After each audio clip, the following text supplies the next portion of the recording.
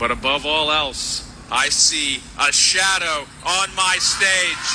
And so, no matter how you measure, it's 6 more weeks of winter weather. Round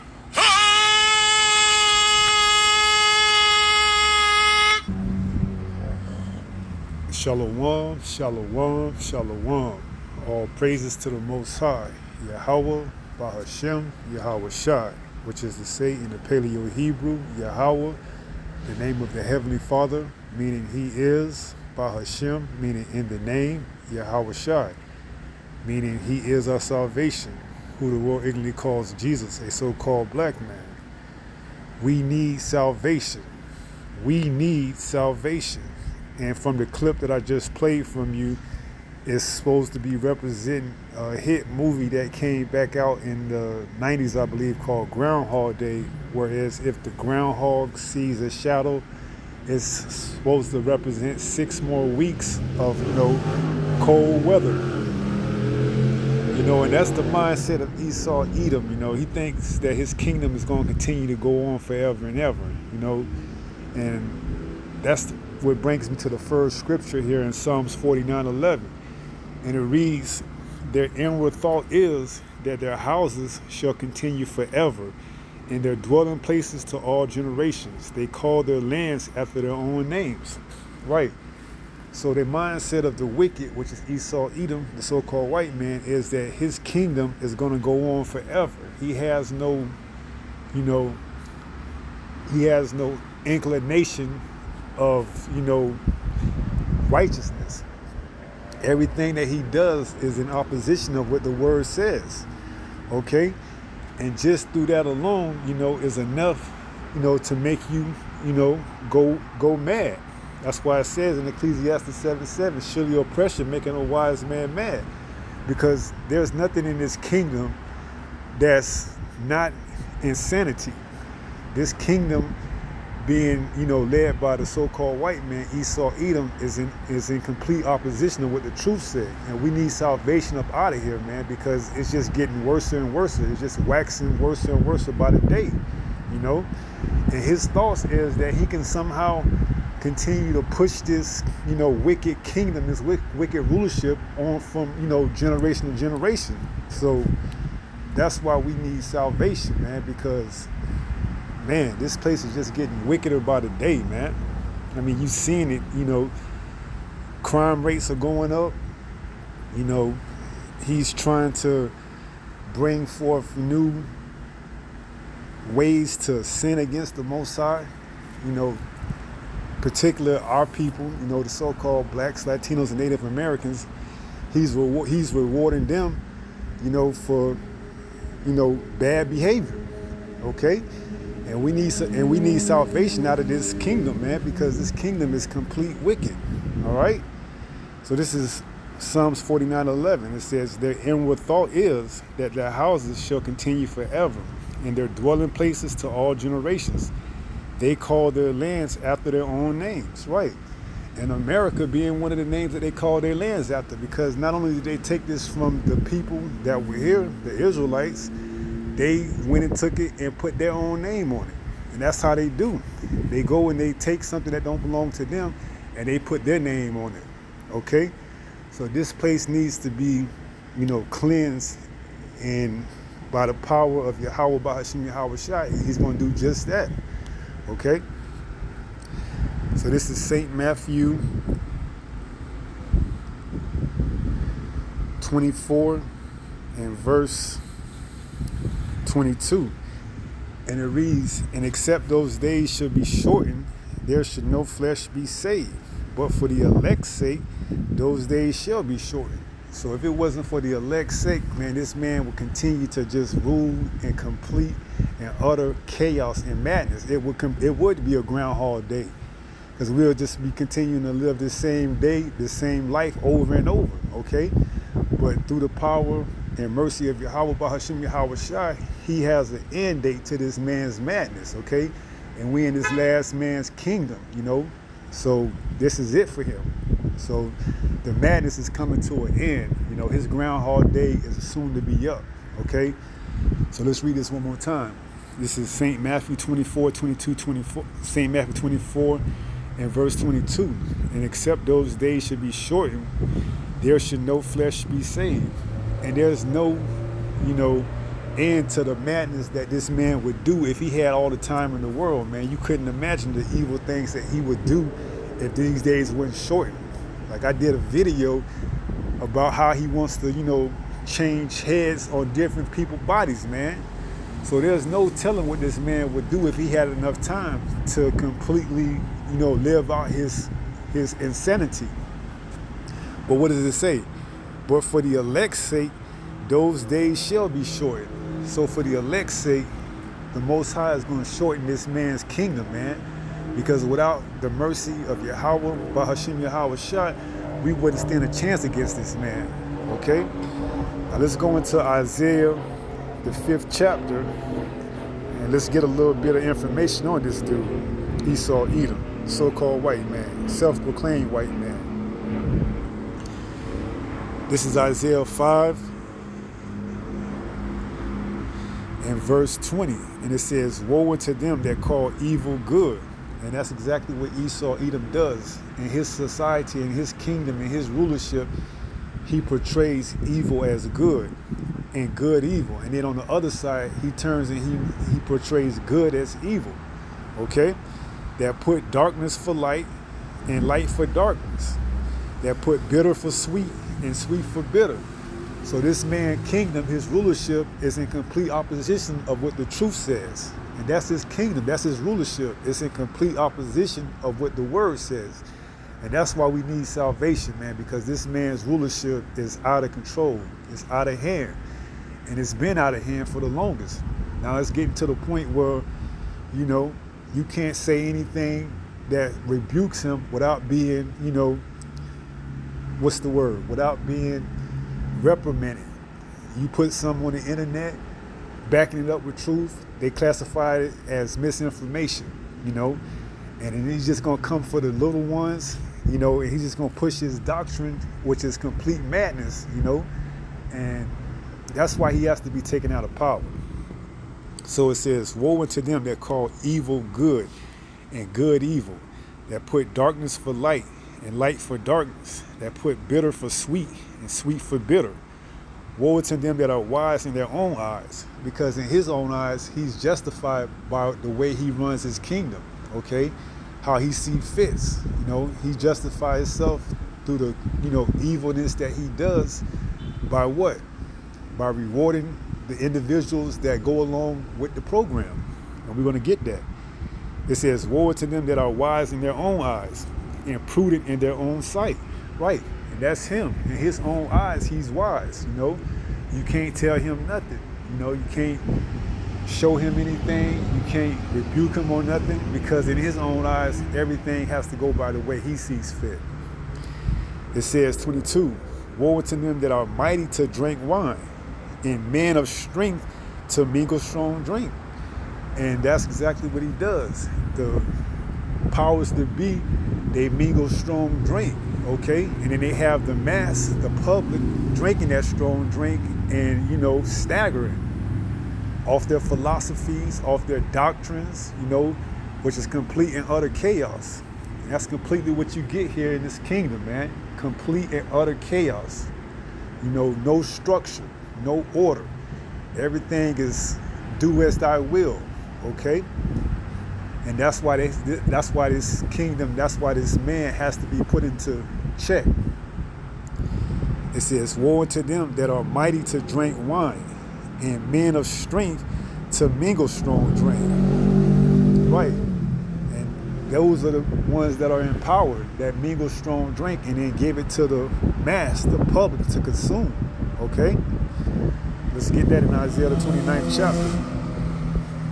This is Isaiah 29 and verse 9. It says, stay yourselves and wonder, cry ye out and cry.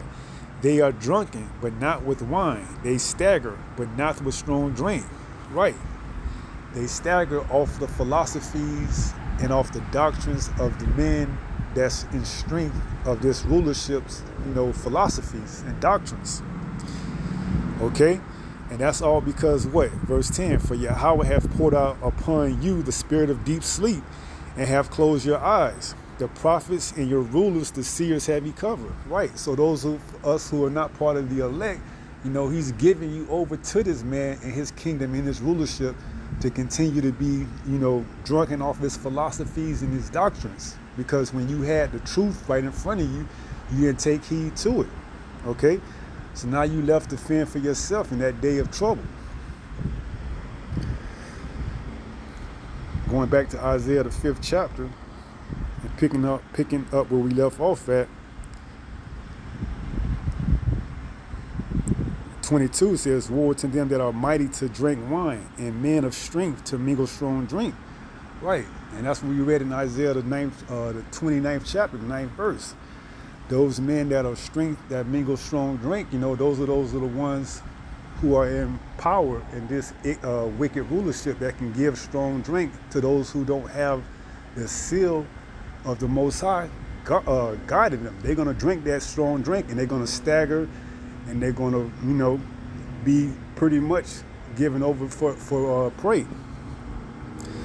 It says 23, which justify the wicked for reward, and take away the righteousness of the righteous from him. Right, and how do they continue to get you to sin in his kingdom? By rewarding you for your wickedness. Okay? That's why if you want to make it, all you have to do is go against what the truth says, the word, the Most High, Yahweh. Okay? You get rewarded big time for that in this kingdom. Because like we read earlier, woe to them that call, good evil and evil good. So in order for them to justify and to, profit and give you a reward, they're going to give you what? Money in order for you to go against, what the truth says, what the Most High says. So it says, woe unto them that are mighty to drink wine, and men of strength to mingle strong drink, which justify the wicked for reward, and take away the righteousness of the righteous from him. Right, so they reward you by giving you that bag, So in order for you to get that bag, you have to do the opposite of what the truth says. That's why it says what? Woe unto them that call evil good and good evil. Okay, so long as you put in evil for good, you can get your reward here in this kingdom. That's why we need salvation, man, because this man has been ruling way too long. And it's time for him to get up out of this position. This is Job 9 and verse 24. And it reads, the earth is given into the hand of the wicked. So now we're going into who the wicked is, because Job is telling you who the wicked is. It says the earth is given into the hand of the wicked. He covered the faces of the judges thereof. If not, where and who is he? So if you just do a modical research, or just go to Google and type in Jesus or Moses or Abraham, you're going to see that the images that they put in on these search engines look nothing like what the Bible describes them as being. And that's complete wicked. They call good evil and evil good. See, they put themselves in the position of the judges, the rulers, the prophets, okay? And that's complete and total chaos. That's why they have to be taken out. That's why we need salvation, okay? This is Revelation 18, and let's just start from the top. It says, and after these things I saw another angel come down from heaven, having great power, and the earth was lightened with his glory. And he cried mightily with a strong voice, saying, Babylon the great is fallen, is fallen. Now we know Babylon is represented by America today, through its confusion, its doctrines, its philosophies, its men of strength that mingle strong drink and give it to the mass, the public, to consume. It says, Babylon the great is fallen, and is become the habitation of devils, and the hole of every foul spirit, and a cage of every unclean folk and hateful bird. For all nations have drunk of the wine of the wrath of her fornication. Right. And through the philosophies they continue to spread through their, democracy, Christianity, religion. These are all foul birds, and these are the strong drink that they mingle and give to the other people and the other nations to consume and drink. It says, for nations have drunk of the wine of the wrath of her fornication, and the kings of the earth have committed fornication with her, and the merchants of the earth are waxed rich through the abundancy of her delicacies. And I heard another voice from heaven saying, come out of her, my people, that ye be not partakers of her sins, and that ye receive not her plagues. Right, so the elect, they're going to come out of her by the way of the chariots, okay? So that they don't partake in America's sins, because her sins have reached the heavens, and now she has to be judged. And she's going to be judged by the way of those ICBM missiles, okay? So it says, and I heard another voice from heaven saying, come out of her, my people, that ye be not partakers of her sins, and that ye receive not of her plagues, for her sins have reached unto heaven, and the Most High have remembered her iniquities. Reward her even as she rewarded you, and double unto her, double according to her works. And the cup which she had filled, fill to her double. So she's going to get her reward double that. Of what she's done, she's going to get double. So this whole place is going to be brought to complete annihilation. That's why it's going to be the lake of fire. So it says, for her sins have reached unto heaven, and the Most High have remembered her iniquities. Reward her even as she rewarded you, and double unto her, double according to her works. And the cup which she hath filled, fill to her double. How much she hath glorified herself and lived deliciously, so much torment and sorrow give her. So this place is going to get complete torment and sorrow, man. Once those missiles come, none is going to be saved if they're not part of the elect, So if you a heathen, or if you part of the 2/3 and you here in America, that's it for you. That's your ass. It says, reward her even as she reward you, and double unto her, double according to her works. And the cup which she hath filled, fill to her double. How much she hath glorified herself and lived deliciously, so much torment and sorrow give her. For she saith in her heart, I sit a queen, and am no widow, and shall see no sorrow. So this is the pride of the mindset of the, proud, self-proclaimed white man, Esau Edom. This is his mindset. It's being put in the form of what? A queen. I sit a queen, and am no widow, and shall see no sorrow. So like we started off in Psalms 49:11, they think that their houses shall go on from generation to generation. That's their inward thoughts, okay? And that's how the mindset is. And if it wasn't for the Most High, like we read in St. Matthew 24:22, if it wasn't for the elect's sake, there would be no flesh saved, okay? So that's why we need salvation, man, because without Yahushua coming and delivering us, this man would, run wild. Verse 7 says, how much she have glorified herself and lived deliciously, so much torment and sorrow give her. For she saith in her heart, I sit a queen, and am no widow, and shall see no sorrow. 8. Therefore shall her plagues come in one day, death and mourning and famine, and she shall be utterly burned with fire. And those are those missiles that's coming to purge this land for all its sins and iniquity, okay? So all this is going to take place in one day. Now we know a day with the Lord is as 1,000 years, and 1,000 years as is in a day. So this is going to happen, in a period of time. So death, mourning, and famine, and she shall be utterly burned with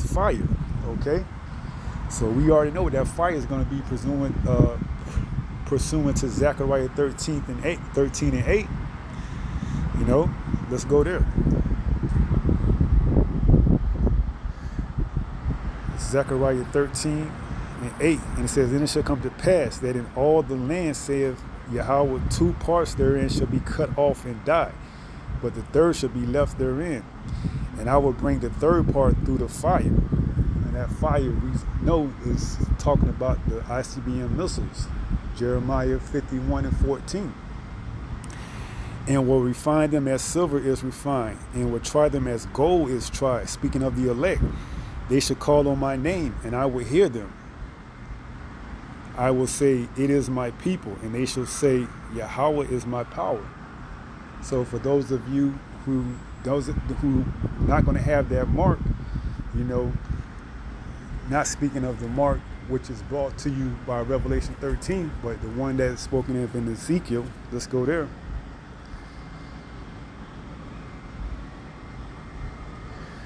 This is Ezekiel 9, and it says, let's just jump down to verse 4. It says, "And Yahweh said unto him, Go through the midst of the city, through the midst of Jerusalem, and set a mark upon the foreheads of the men that sigh and that cry for all the abominations that be done in the midst thereof." So if you don't have that mark that's on the forehead of those who are crying and sighing for the abomination, then you're going to be left, you know, to that judgment that's coming to this place, Babylon, America.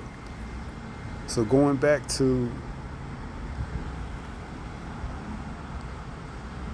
what was that, Zechariah 13 and 8, "And it shall come to pass that in all the land, saith Yahweh, 2 parts therein shall be cut off and die, but the third shall be left therein." Right. And, you know, that third that's going to be left therein is speaking of the elect. Now the 2 parts now the 2 parts therein shall be cut off is going to be along with the rest of the heathens in this nation. Okay? Speaking of the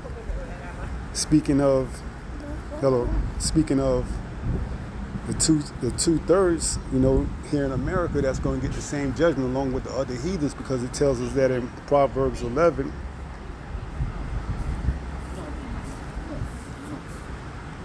Proverbs 11 in verse 21, it says, "Though hand join in hand, the wicked shall not be unpunished, but the seed of the righteous shall be delivered."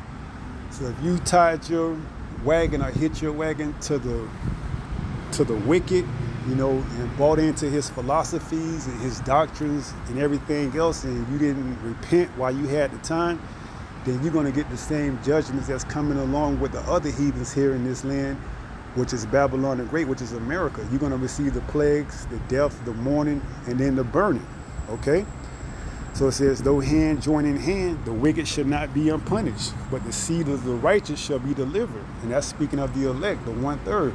So we need salvation. Okay? Going back to Zechariah 13 and 8, it says, "And it shall come to pass that in all the land, saith Yahweh, 2 parts therein shall be cut off and die." Now this is speaking of the 2/3, okay, of our people, the so-called blacks, Latinos, and Native Americans here in America. All right? It says, "But the third shall be left therein." That's the 1/3. "And I will bring the third part through the fire." Okay? And he's going to bring us through the fire by the way of the chariots, through Yahushua. "And will refine them as silver is refined, and will try them as gold is tried." So after we've been tried and we've been put through the tribulations, because speaking of Revelation 3 and 10, he says he's going to, you know, let's go there. Revelation 3 in verse 10 says what? "Because thou hast kept the word of my patience, I also will keep thee from the hour of temptation, which shall come upon all the world, to try them that dwell upon the earth." So everybody on this earth is going to be tried in that hour of temptation. Okay? But being part of the elect, you know, you're going to be kept through that time, you know, because you kept the patience in the word. All right? So because you kept his patience in his word, he's going to keep you through that hour of temptation. So going back to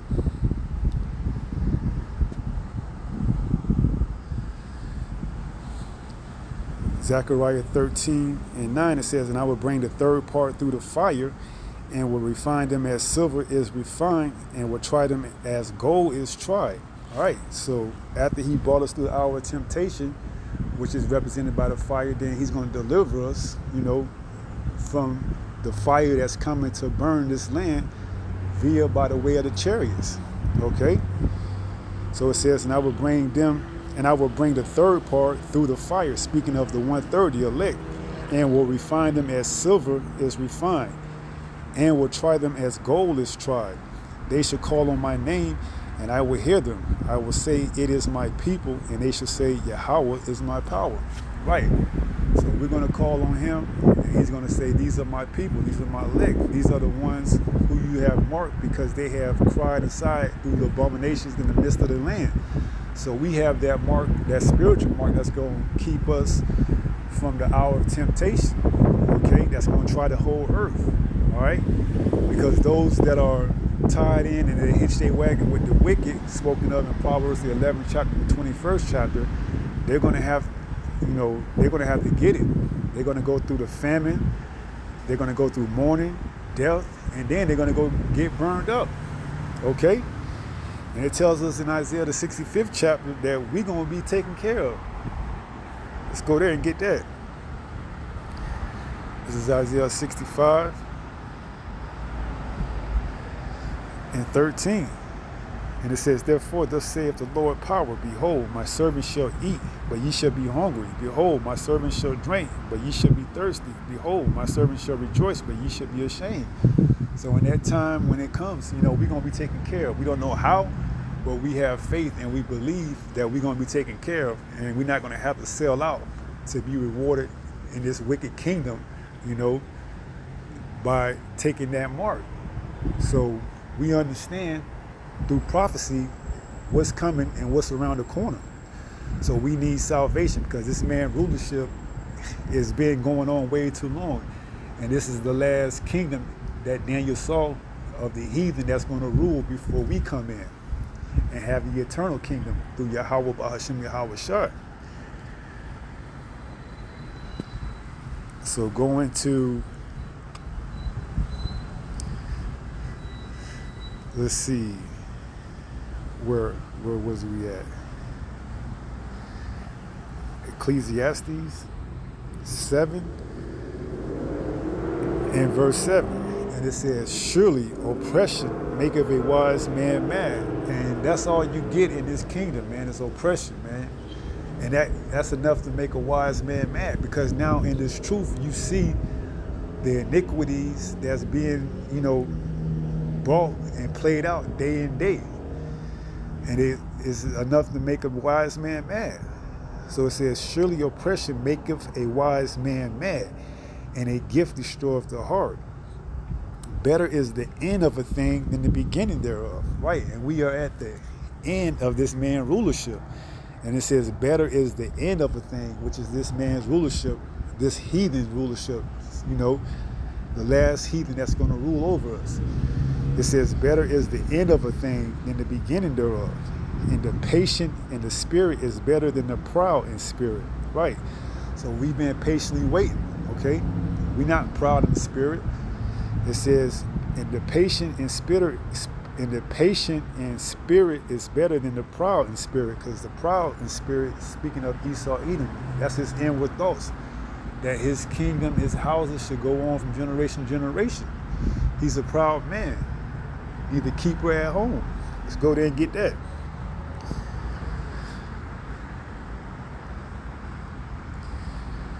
This is Habakkuk 2 and verse 5. It says, yea, also, because he transgresseth by wine, through the ways of his philosophies, his doctrines, he is a proud man. Okay? And that's his spirit. He's a proud man. We got that in Revelation 18 when he said he sits as a queen, and he thinks that his sorrow will never, come to him. It says, yea, also, because he transgresseth by wine, he is a proud man, neither keepeth at home. That's why he puts his name on all these other lands that he conquers. He goes and he puts his name because he's neither a keeper at home, and that's because he's a vagabond. He doesn't have any home. That's why after his time in slavery is up, he's going to be eradicated because he has no land to go back to. Now, he was put into the Caucasus Mountains, but pursuant to Revelation, what is that, the 20th, after the 20 Revelation 2 and 27, after they've been corrected with the rod of iron, then after that, after their 1,000 years, they're going to be eradicated, pursuant to Obadiah 1 and 18. Let's go there. This is Obadiah 1 and verse 18, and it says, "And the house of Jacob shall be as a fire, and the house of Joseph a flame." This is speaking of the 12 tribes. "And the house of Esau for stubble, and they shall kindle in them and devour them, and there shall not be any remaining of the house of Esau, for Yahweh hath spoken it." So after his time is up, that's going to be it for him.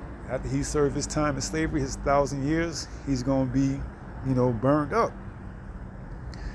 Now going back to the trace of him in Habakkuk 2 and 5, it says, "Yea, also, because he transgresseth by wine, he is a proud man."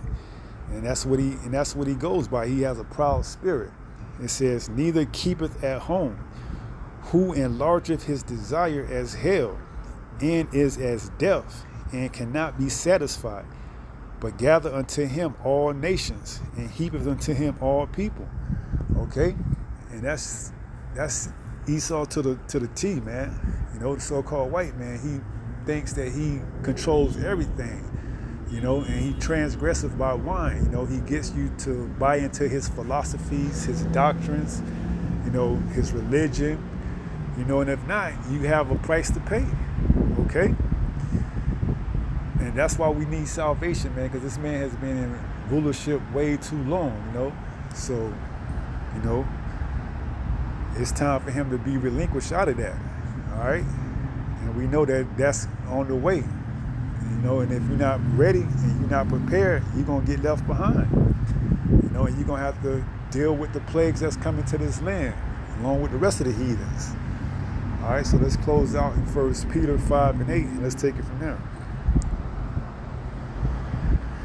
This is 1 Peter chapter 5 and verse 8, and it reads, "Be sober, be vigilant, because your adversary the devil, as a roaring lion, walketh about seeking whom he may devour."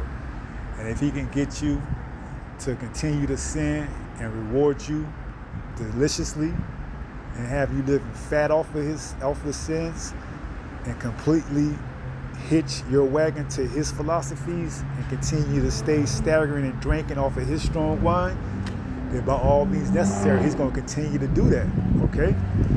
And what? You're going to have to, partake in those plagues, that death, that warming, the mourning, the famine, and then the burning, all right?